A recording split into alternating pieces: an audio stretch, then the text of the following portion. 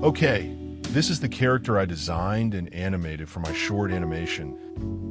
Now I'm going to use dynamic paint for the hand touching the snowy ground. First, create a plane and add enough subdivisions to it. Then play the animation, and you can see there are no signs of contact. So, add one more subdivision and use dynamic paint on the surface. Change the surface type to displace and the displace factor to 3.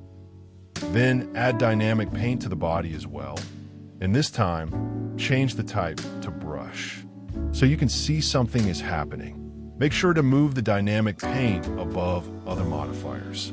Also, you can use the bake setting to gain better control over the process and see whether you need more subdivisions or not. Lastly, add material and see the result. If you'd like to know how I created this character and the clothes, check my channel.